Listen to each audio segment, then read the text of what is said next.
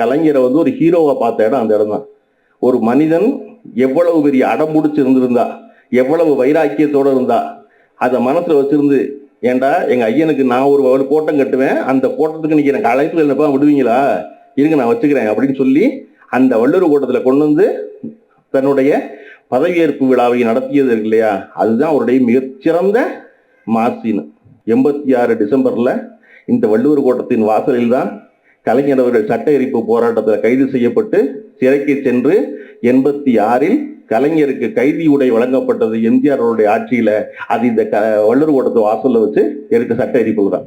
அப்புறம் 1 மாத காலத்தினுடைய தண்டை காலத்துக்கு முன்னாடி கலைஞருக்கு சிறை கைதியினுடைய ஒரு கைதி உடை கொடுக்கப்பட்டது அப்படின்னு பெரும் கொந்தளிப்பாகி அதுல பெரும் பிரச்சனைகள் வச்சோன்னா எம்ஜிஆர் என்ன செய்யறதுன்னு தெரியாம அவசரமா அப்புறம் கலைஞரை விடுதலை பண்ணாரு.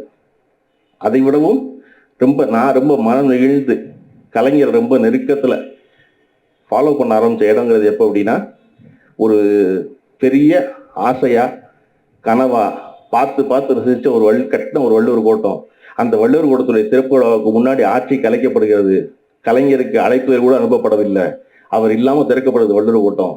ஒரு மனிதன் தன் மனதில் அத்தனையையும் தேக்கி வைத்திருந்து மீண்டும் 13 ஆண்டு காலம் கழித்து ஆட்சிக்கு வந்து தான் ஆட்சிக்கு வந்த பொழுது பொறுப்பேற்றுக் கொள்ளும் நிகழ்ச்சியை அதே வள்ளுவர் கோட்டத்திற்கு வைத்து நடத்தியவர்கள்ல. அப்ப நான் வந்து பள்ளிக்கூடத்தில் படிச்சுக்கிட்டு இருந்தேன். பள்ளிக்கூடத்தில் படிக்கும் போது நான் முதல்ல கலைஞரை வந்து ஒரு ஹீரோவா பார்த்த இடம் அந்த இடம் தான். ஒரு மனிதன் எவ்வளவு பெரிய அடம்புடிச்சு இருந்திருந்தா, எவ்வளவு வைராக்கியத்தோட இருந்தா, அதை மனசுல வச்சிருந்து, ஏண்டா எங்க ஐயனுக்கு நான் ஒரு கோட்டம் கட்டுவேன், அந்த கோட்டத்துக்கு நீங்க எனக்கு அழைப்பு என்னப்பா விடுவீங்களா, இருங்க நான் வச்சுக்கிறேன் அப்படின்னு சொல்லி அந்த வள்ளுவர் கோட்டத்துல கொண்டு வந்து தன்னுடைய பதவியேற்பு விழாவை நடத்தியது இருக்கு இல்லையா, அதுதான் அவருடைய மிகச்சிறந்த மாசின்.